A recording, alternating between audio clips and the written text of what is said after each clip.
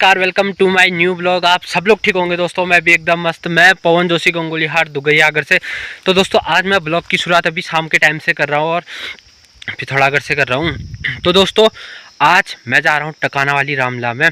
तो आज है कुंभकर्ण वध। आज कुंभकर्ण मर जाएगा। तो अब वहीं जाके मिलेंगे दोस्तों सीधे रामला में। तब तक वीडियो में बने रहिए और प्लीज़ जो चैनल में नया चैनल को मैं इस लंकागढ़ का राजा हूं, तो राजा होने के नाते मेरे कर्तव्य बहुत अधिक हैं। इन्हीं कर्तव्यों को निभाते निभाते मेरी बहन शूर्पणखा बीच में आ गई। कुंभकर्ण, बात उस समय की है जब हमारी बहन शूर्पणखा पंचवटी में विहार करने गई हुई थी। वह उस निर्जन वन में विहार कर रही थी कि उसे अपनी सहेली के रूप में सीता दिखाई दी।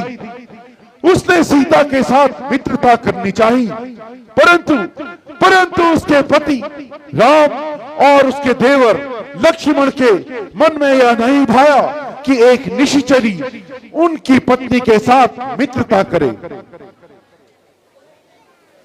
कुंभकर्ण शूर्पणखा बता रही थी कि उसे लक्ष्मण पसंद भी आया था, परंतु उस लक्ष्मण ने हमारी बहन शूर्पणखा के साथ अनैतिक कृत्य करना चाहा, जिसका शूर्पणखा ने पूरी तरह से विरोध किया और विरोध करने पर उस लक्ष्मण ने हमारी भगिनी की नासिका ही खंडित कर दी।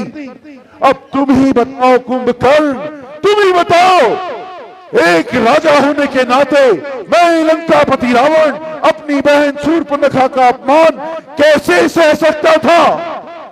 मैंने प्रतिशोध लिया और मैं उस तपस्वी राम की पत्नी सीता का हरण कर इस लंकागढ़ में ले आया। बस लंकेश, बस इतनी सी बात के लिए पराई स्त्री का हरण करके यह उचित कार्य नहीं किया आपने। इतनी सी बात, ये बात तेरे लिए इतनी सी होगी कुंभकर्ण, परंतु लंकाधिपति रावण के लिए यह घनघोर अपमान है। भैया, जिस समय उन तपस्वियों ने बहन शूर्पणखा के नाक कान काटे थे, तुमने उसी समय लंका की चतुरंगिनी सेना ले जाकर उन पर आक्रमण करना था और मुझ जैसे वीर भ्राता को यदि असमय जगाना ही था तो उसी समय जगाते। ये कायरों की भांति पराई स्त्री का हरण करना आप जैसे वीर योद्धा को शोभा नहीं देता है। वैसे भी शास्त्रों में लिखा हुआ है कि धरती पर जब जब हुआ नारी का अपमान, सपने में भी मत सोचो भैया, कभी होवे कल्याण। मुझसे पंडित, मुझसे योद्धा नहीं है जग में कोई दूजा। निज कर से निज शीश काटकर शिव शंकर को है मैंने पूजा। अरे कुंभकर्ण, धर्म नीति और शास्त्र की बातें छोड़ दे। क्या हुआ जो मोह के वश में मैंने हरि को नहीं पहचाना। क्या हुआ तो मैंने अपनी कर्तव्य परायणता के चलते उस नारी का हरण कर दिया। अरे धर्म नीति और शास्त्र में तो ये भी लिखा है कुंभकर्ण, अगर राज्य में किसी भी प्रकार का संकट आए तो राज्य के प्रत्येक निवासी का कर्तव्य होता है कि वह उस संकट का सामना अपने प्राणों की आहुति देकर भी करे। यदि वह अपने प्राणों की आहुति भी दे दे तो उसे वीर गति कहते हैं कुंभकर्ण, वीर गति। और तेरे मुंह से यह शब्द मुझे कायरों की भांति लग रहे हैं। ठीक है कुंभकर्ण, ठीक है, मुझसे अपराध हो गया। मैंने तुझे अनिद्रा से जगा दिया। तू अपने स्वप्नों में खोए रहो कुंभकर्ण, स्वप्नों में खोए रह। जा कुंभकर्ण, अपने शयन कक्ष में जा और विश्राम कर। लंकापति रावण को अपनी आन बान और शान को बचाना भली बात आता है। क्षमा करें लंकेश, आप मुझे ठीक प्रकार से समझ ही नहीं पाए। मैं जो कहना चाह रहा हूं वह आपकी भलाई के लिए कहना चाह रहा हूं, जो मेरा अधिकार भी है और कर्तव्य भी है। इस समय मुझे क्या करना चाहिए, इसके लिए न तो मेरे मन में कोई संशय है, नहीं मेरे कर्तव्य के पथ पर कोई अंधकार। मैं तो छोटा भाई हूं और छोटे भाई का एक ही कर्तव्य है कि जब तक वह जीवित है और स्वस्थ है, बड़े भ्राता पर कोई संकट नहीं आना चाहिए। यदि छोटे भाई के रहते हुए बड़े भाई पर कोई संकट आ जाए तो छोटे भाई के जीवन को धिक्कार है। छोटा भाई मित्र भी है और सेवक भी। हमें तुमसे यही उम्मीद थी अनुज, इसी कारण हम तुम्हें तुम्हारी अनिद्रा से जगाने के लिए आ गए। हमें विश्वास था कि हमारा वीर महाभक्त बलशाली अनुज कुंभकर्ण इस लंका में आए संकट का सामना स्वयं ही कर लेगा। लेकिन युद्ध में जाने से पूर्व मेरी आपसे एक विनती है। कहो कुंभकर्ण। मुझे भरपूर मदिरा सेवन करवाइए, क्योंकि कहते हैं मदिरा का सेवन करने से मनुष्य मनुष्य नहीं रह जाता, उसे अपना पराया, भला बुरा, उचित अनुचित, लाभ हानि कुछ नहीं दिखाई देता है। इसलिए मुझे इतनी मदिरा पिलवाओ कि मेरा सारा ज्ञान नष्ट हो जाए। महामंत्री जी महाराज।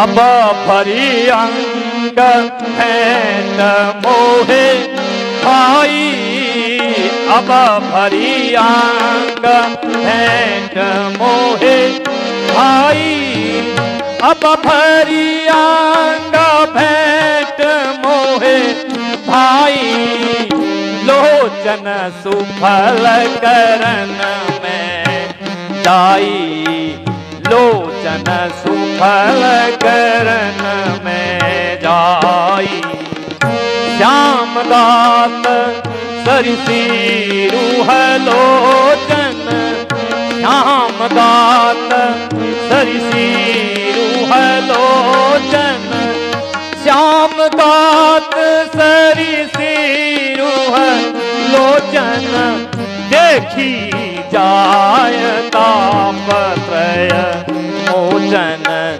देखी जाय तापत्रय मोचन। अरे कुंभकर्ण, मैं तुझे युद्ध करने भेज रहा हूं और तू अपने नयनों को सफल करने की बातें कर रहा है।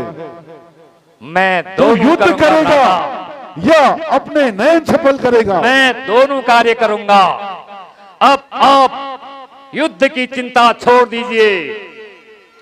आज सूर्यास्त होने से पूर्व ही मैं उन दोनों तपस्वियों के मस्तक उनके धड़ से अलग करके लंका की गलियों में गेंद की भांति उछालकर आपके श्री चरणों में लाकर रख दूंगा। और इस महायुद्ध में हमारे जितने भी राक्षस वीरों का हताहत हुआ है, उनके सगे संबंधी भी आए और दो दो ठोकरें मारकर अपना प्रतिशोध पूर्ण कर लें। और आज मैं युद्ध में विजय हुआ तो लंका में उत्सव होगा अवश्य। परंतु कैसा संशय है? परंतु यदि वो भगवान भी हैं तो भी मैं पीठ नहीं दिखाऊंगा। अपने भ्राता लंकेश का गौरव बचाए रखने के लिए युद्ध भूमि में लड़ते लड़ते अपने प्राण न्यौछावर कर दूंगा। नहीं कुंभकर्ण,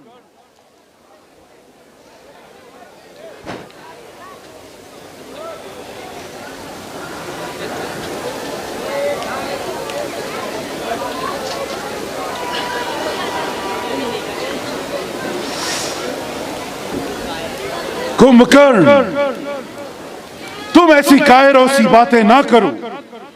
यदि तुम्हें किसी प्रकार का कोई संशय है तो मैं लंका की चतुरंगिनी सेना को तुम्हारे साथ भेजे देता हूं। मुझे सेना की कोई आवश्यकता नहीं है। उन भालू बानरों की सेना तो आधी सेना मेरे पैरों के तले दबकर ही खत्म हो जाएगी। लेकिन एक बात का अवश्य स्मरण है ना, यदि आज के इस युद्ध में आपका ये वीर भ्राता कुंभकर्ण वीर गति को प्राप्त हो जाता है तो तुम सीता जी को श्री राम को सौंपकर उनसे संधि कर लेना। फिर इस युद्ध को कोई नहीं जीत सकता है। मुझे तुम पर पूरा भरोसा है कुंभकर्ण, ऐसा कुछ भी नहीं होगा।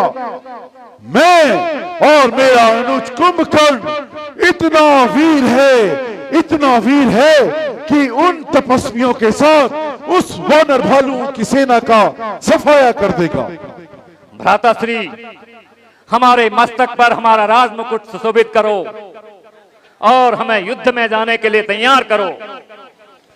अवश्य कुंभकर्ण, एक वीर योद्धा का मस्तक मुकुट के बिना शोभायमान नहीं होता। आसन ग्रहण करो।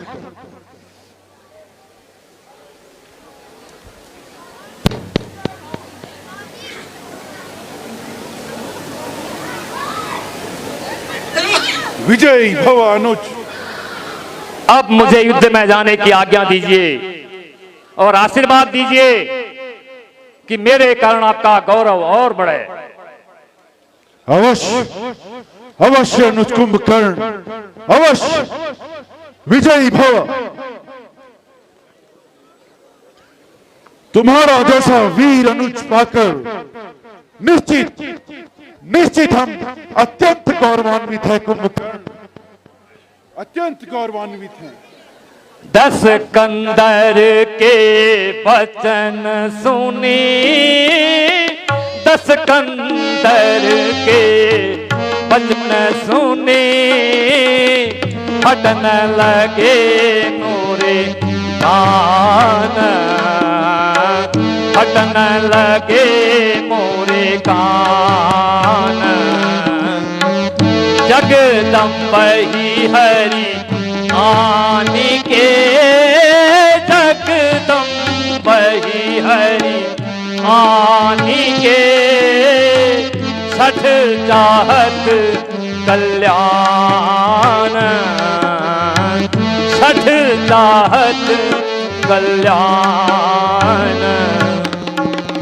श्यावर रामचंद्र की जय। इतना बड़ा भीड़ देखकर रामा दल में खलबली मच जाती है।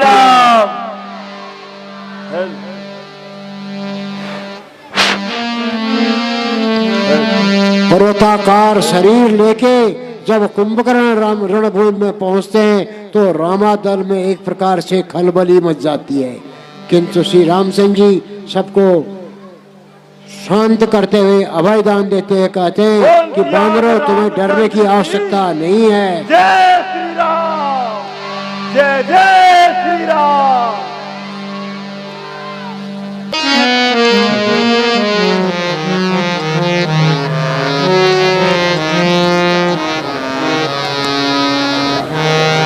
प्रणाम भ्राता श्री। चिरंजीवी भव अनुज। ये नियति की कैसी विडंबना है। आज इस युद्ध स्थल में एक छोर पर तुम खड़े हो और एक छोर पर मैं।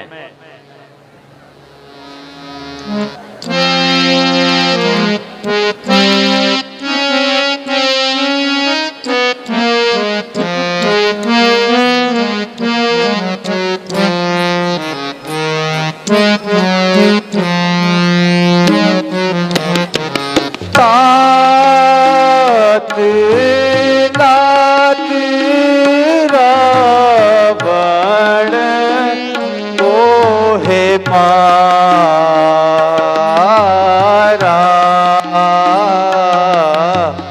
तात लात रावण मोहे मारा, तात लात रावण मोहे मारा,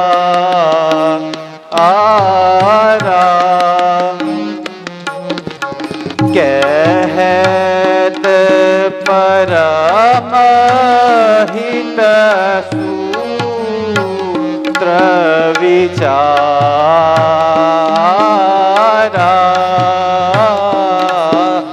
कहत परमहित सूत्र विचारा।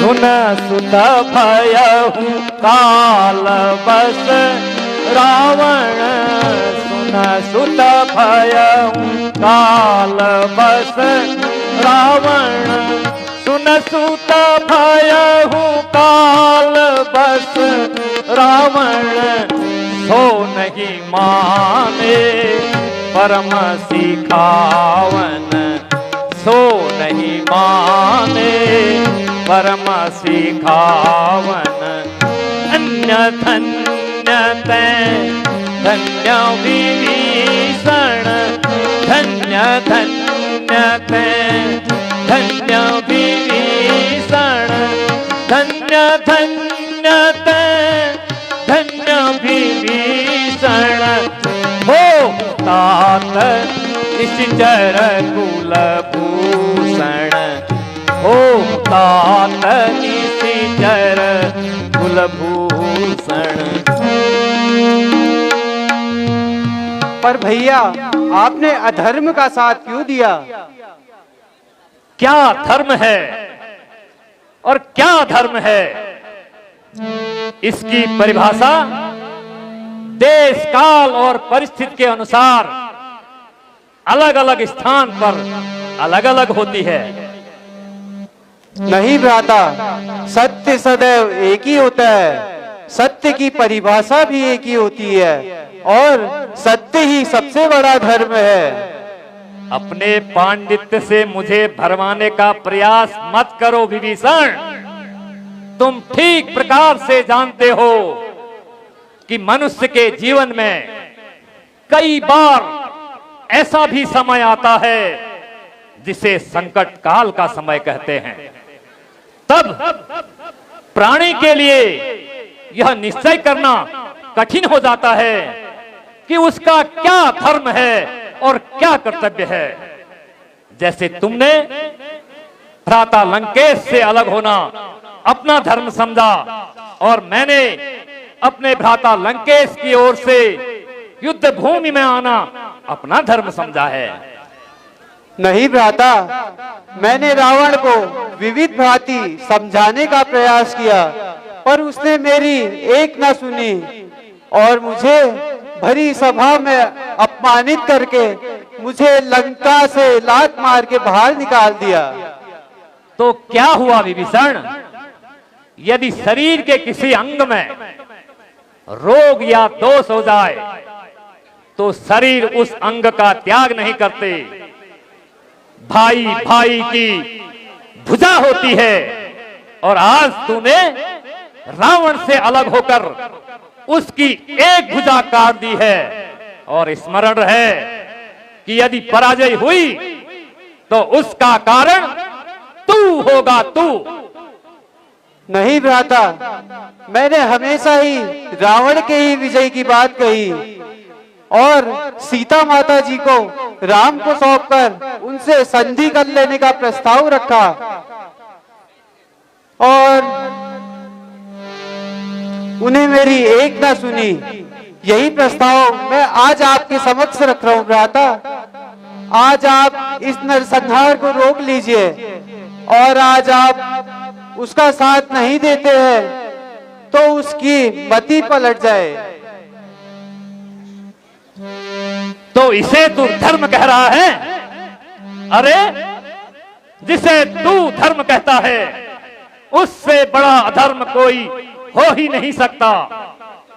आने वाली पीढ़ी तुझे कितना ही बड़ा राम भक्त क्यों ना कह ले, कितना ही बड़ा धर्मात्मा क्यों ना कह ले, लेकिन अपने भाई, अपने कुल, अपने देश के साथ विश्वासघात करने के लिए कभी भी सम्मान की दृष्टि से नहीं देखा जाएगा तुझे। अरे जिनसे तूने मित्रता की है उनके आचरण से सीख ली होती, भाई के लिए भरत का त्याग देखा होता, भाई के लिए लक्ष्मण का सेवा और समर्पण का भाव देखा होता, तो आज अपने चरित्र पर ऐसा घिनौना कलंक नहीं लगाता। तू जब तक जिएगा संसार तेरी निंदा करेगा। भ्राता, भरत और लक्ष्मण जैसे भाई होने के लिए श्री राम जैसा भाई होना आवश्यक है, ताकि रावण जैसे अधर्मी और पापी का। तो तू क्या समझता है कि इस युद्ध में रावण अकेला ही मारा जाएगा? अरे युद्ध भूमि में जहां भ्राता लंकेश का मृत शरीर पड़ा होगा, उसके चारों ओर उसके भाइयों के, उसके पुत्रों के, उसके सगे संबंधियों के शव उसकी शोभा को और अधिक बढ़ा रहे होंगे। इस दृश्य को देखकर देवलोक में देवता भी हैरान हो जाएंगे। अब काल मेरे मस्तक पर तांडव नृत्य कर रहा है, मुझे कुछ नहीं दिखाई दे रहा है। जाकर सावधान कर दे अपने स्वामी राम को। आज अक्षय कुमार जैसे बालक का वध करना नहीं है, आज त्रिशिरा और बाली से कपट युद्ध नहीं है, सामना आज अभेद्य कुंभकर्ण से है। और तू अधिक देर तक निहत्ता मेरे सामने खड़ा मत रह। भाई के हाथों भाई का वध हो, ये कलंक मैं अपने मस्तक पर नहीं लेना चाहता। इसलिए जा अपने स्वामी राम की ओर से तू युद्ध कर, अपने भ्राता लंकेश की ओर से मैं युद्ध करूं। इस समय यही हमारा धर्म है, यही हमारा कर्तव्य है और यही हमारा लक्ष्य है।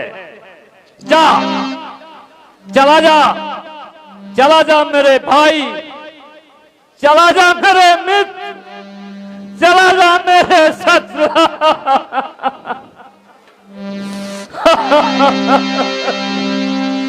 लेकिन एक विनती सुनता जा भैया, इस धर्म और अधर्म के युद्ध में एकमात्र इस लंका में तुम ही जीवित रह जाओगे। इस युद्ध में हमारे जितने भी राक्षस वीरों का हताहत होगा, तुम हमारे राक्षस कुल की मान मर्यादाओं के अनुसार उनकी अंत्येष्टि क्रिया कर्म अवश्य करना भैया। क्योंकि किसी भी मनुष्य की मृत्यु के उपरांत यदि उसकी अंत्येष्टि क्रिया कर्म नहीं की जाती तो उसकी आत्मा को कभी शांति नहीं मिलती है। जी भ्राता श्री।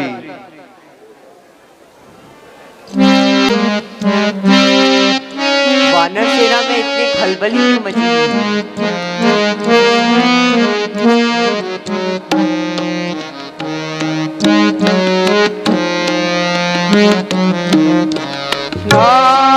नाथ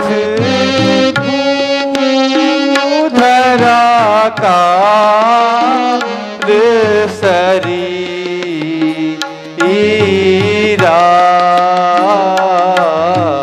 नाथ भूधरा कार शरीरा,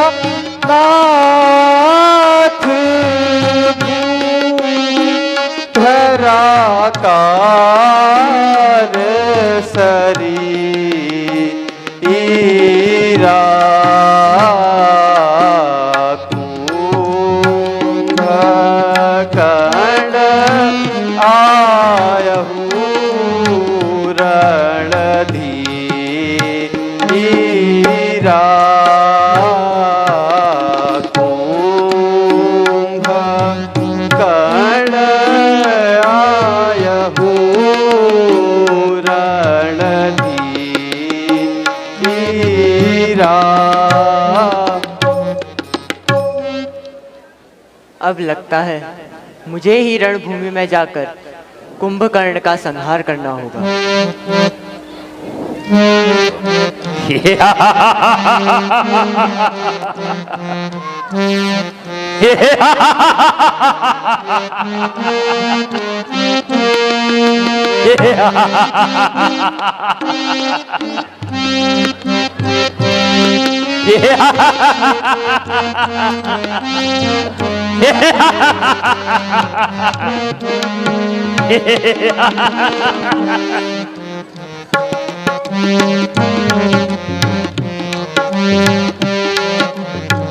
धूर्त मरकट, तेरा वध करके मैं अपना गौरव कम नहीं करना चाहता हूं। उस मरकट को बुलाओ जिसने हमारी स्वर्ण नगरी में आग लगाई थी, जिसने हमारे पुत्र अक्षय कुमार का वध किया था। जय श्री राम। अच्छा, तो तू है वो वानर। ले निशाचर, संभाल। जय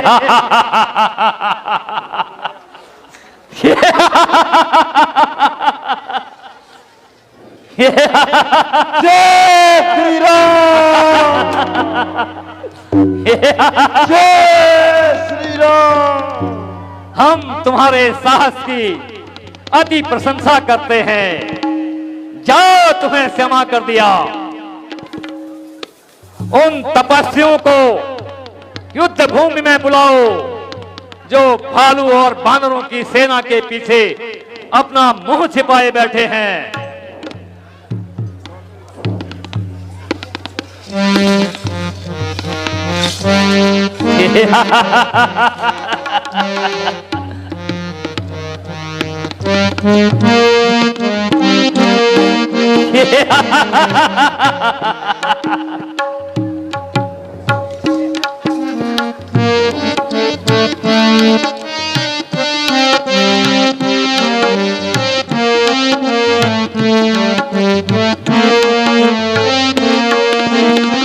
राम को खाओ, लखन को खाओ, राम को खाओ, लखन को खाओ, सीता कच्ची चबाओ, हनुमान अंगद को खाओ, हनुमान अंगद को खाओ, अरु खाओ सुग्रीव भला, राम को खाओ, लखन को खाओ, राम को खाओ, लखन को खाओ, सीता को कच्ची चबाओ, हनुमान अंगद को खाओ, हनुमान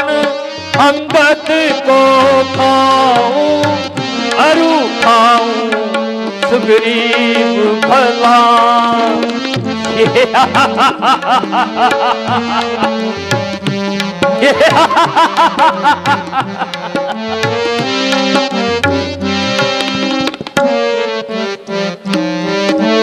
मेघनाद मारो, रावण मारो, मेघनाद मारो, सुलोचना को सती जला, बड़े निशाचर योद्धा मारो, बड़े निशाचर योद्धा मारो,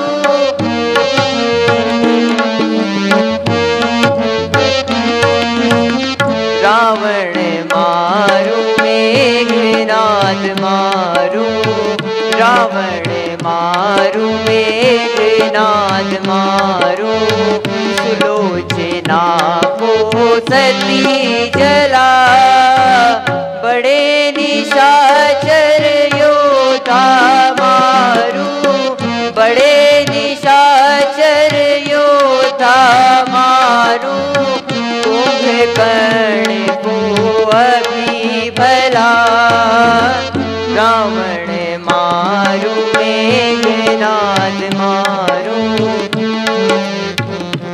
तपस्वी, बातों में समय व्यर्थ मत कर।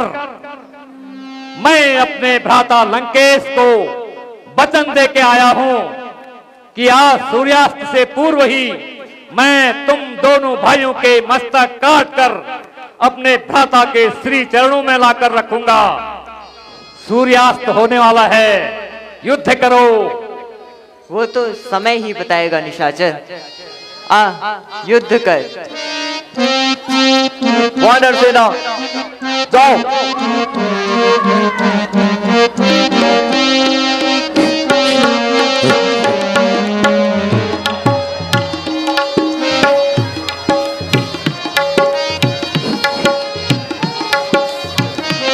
पड़ेगा।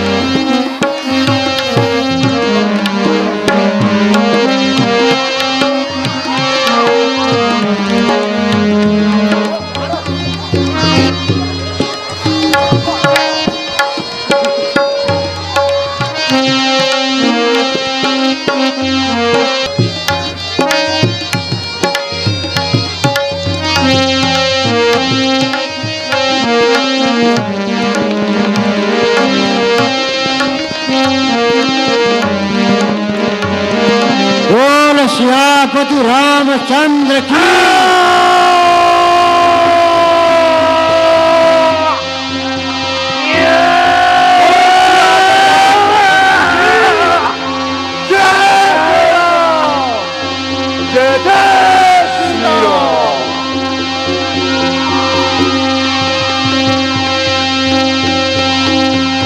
बोल सियावर रामचंद्र की। तो दोस्तों, रामलीला कैसी लगी, कुंभकर्ण वध कैसा लगा आपको, कमेंट में ज़रूर बताना। अगर आपको आज की वीडियो पसंद आई होगी तो लाइक, कमेंट, शेयर, सब्सक्राइब जरूर करना। धन्यवाद, नमस्कार, तब तक के लिए बाय बाय, गुड नाइट। मिलते हैं अगली वीडियो में।